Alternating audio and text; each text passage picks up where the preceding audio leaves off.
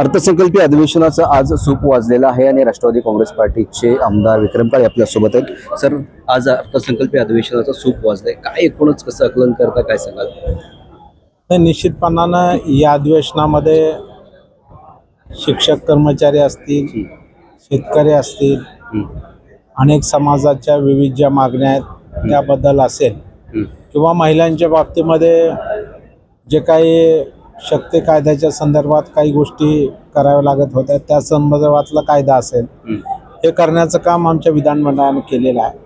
शेवटी विधानमंडळ असलं तरी कायदे मंडळ आहे, त्यामुळे अनेक महत्त्वाचे कायदे सुद्धा ह्या अधिवेशनामध्ये पारित झाले। निश्चितपणाने एक लोकप्रतिनिधीमधून मला मनस्वी आनंद आहे।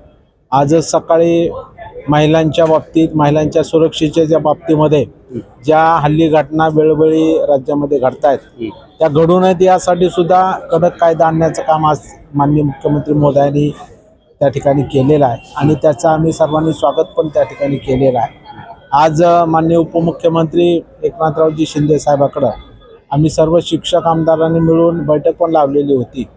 शिक्षकांचे जे प्रलंबित प्रश्न आहेत, जो अतिशय महत्त्वाचा आणि शिक्षक कर्मचाऱ्यांचा हिताचा प्रश्न आहे तो म्हणजे 1982 ची जुनी पेन्शन योजना, म्हणजे 1 नोव्हेंबर 5 पूर्वी जे सेवेत आले आणि त्यानंतर ती शाळा किंवा वर्गतुकडी 100% अनुदानावर आली, त्या सर्वांना जुनी पेन्शन योजना लागू करावी ही मागणी आहे। खरं म्हणजे शासनानं कालच 2 दिवसापूर्वी निर्णय घेतला। 1 नोव्हेंबर 5 पूर्वी त्यांची जाहिरात होती, परंतु नियुक्ती 1 नोव्हेंबर 5 नंतर दिली।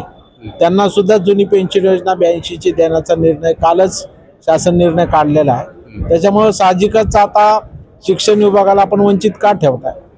कारण सांगितलं जातंय की मान्य सर्वोच्च न्यायालयामध्ये तुमची केस आहे, पण आम्ही असं म्हणतो की जरी केस असली तर केस कशासाठी आहे? न्याय मागण्यासाठी आम्हाला सर्वोच्च न्यायालयात जावं लागलं, पण राज्य सरकारनं न्याय दिला तर आम्हाला सर्वोच्च न्यायालयाची याचिका मागे घेता येईल, ते आम्ही मागे घेऊ।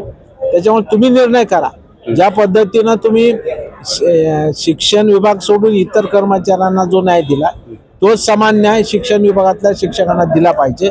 त्यामुळं आज आम्ही बैठक लावलेली होती, परंतु आता हे विधानसभा आणि विधान परिषद या 2 सभागृहाची व्यस्तता असल्यामुळं माननीय एकनाथरावजी शिंदे साहेबांनी आम्हाला सांगितलं की आपण अधिवेशन झाल्या ती बैठक घेऊ आणि त्याच्यामधून मार्ग काढू।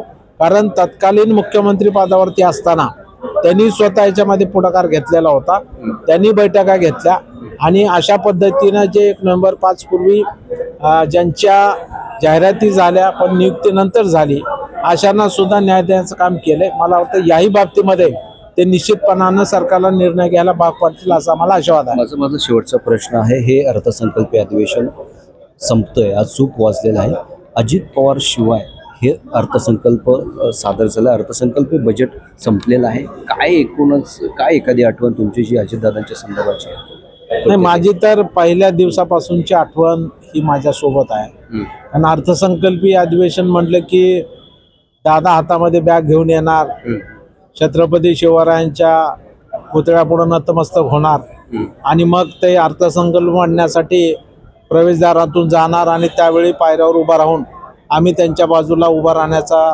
प्रयत्न करून आम्ही त्या ठिकाणी दादांसोबत अर्थसंकल्पासोबत आमचा फोटो आला पाहिजे, ही जी काही आमची ओढ असायची ती मला वाटतं की आम्ही शेजारी उभा राहिलो पण दादा नव्हते, ही जे काही दुःख आणि शल्य मनामध्ये होतं ते कधी जाऊ शकत नाही। आणि मला वाटतं की आताही असंच वाटतं की दादा कुठून तरी येतील आणि विक्रम काय चालला असं म्हणतील, असा भास पदोपदी होतोय आणि हे अधिवेशन दादाशिवाय जातं हेच आम्हाला त्या ठिकाणी मनाला पटत नाही। पण शेवटी नियतीला जे मान्य असतं ते होतंय, पण आपल्याला सगळं विसरून पुढे जावं लागतंय नाविलाजाने। धन्यवाद तुम्ही आमची संवाद साधल्याबद्दल। हे होते राष्ट्रवादी काँग्रेस पार्टीचे आमदार विक्रम काळे। मी गुणवंत दांगट, DRV न्यूज, मुंबई।